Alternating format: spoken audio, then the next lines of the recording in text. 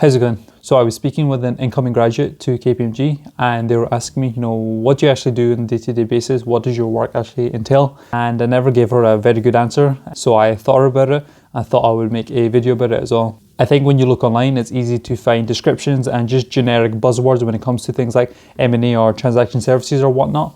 But it's a little bit more difficult to find, what does the work actually look like? What does the day-to-day jobs actually involve? As well as what does my own task look like as a first-year analyst?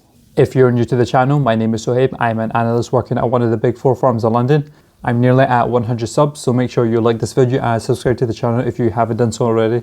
Before we go forward, I just want to caveat that this is specific to transaction services, which is the subdivision that I work in. If you want to look at other parts at deal advisory or M&A or valuations, I could maybe make a different video about it, but for this video, it's specific to TS. So I would say you can split the work into 3 different parts: project work, business development or BD work, and admin/random ass work your manager gives you. Project work probably makes up around 70% of what I do, and the other 30% is split up between BD work and just random pieces of admin that I get given to do. So what is project work? What does transaction services even do in the first place? So if you think of the M&A process from when the company first goes to market to when they actually sell the market, you have a whole entire spectrum of different things that goes on. Transaction services just focuses on one particular part called financial due diligence.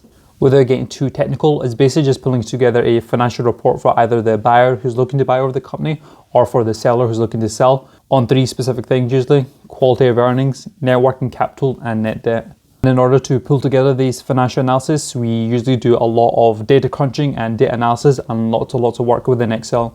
So as an analyst, I probably spend around 80% of my time in Excel crunching up numbers, pulling together tables, doing different types of analysis. The other type of work I do during a project is managing the virtual data room. Obviously, when we're working on a project, loads of data is going to be coming in. Someone needs to manage all this data that's coming in, putting them into different folders and letting the managers know when the data has been coming into the VDR.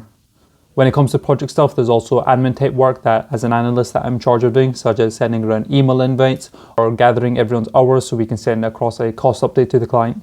When I'm not working on a project, I'm usually involved in something called BD or business development work. BD is just contributing to different ways to help the partners or directors bring more money to the firm.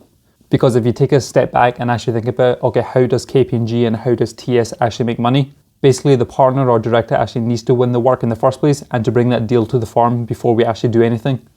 And the way that they do that is through the relationship with the client or by pitching for new work. And that's why things like pitch documents need to be pulled together. That's why logos need to be arranged on PowerPoint presentations. And that's where I come in. Outside of BD, there's a lot of random ass tasks you get given to do. And as an analyst, you're expected to kind of pick this admin kind of stuff up. That's anything from organizing socials to sending out newsletters to organizing coffee chats within the team. Or sometimes it's a little bit more exciting. For example, the partner in our team is treating us to a boat trip. So I'm actually organizing the logistics for all of that and getting all the health and safety cleared. It may seem a bit dumb, but at the end of the day, this work kind of has to be done. And to be honest, it's a good way to build a good rapport with your managers and to get brownie points for your year interview. Because most of the time, managers don't want to be spending so much time doing random ass tasks. They just want to be getting on with their lives. And so if you can make their lives a lot easier, they're going to thank you for that.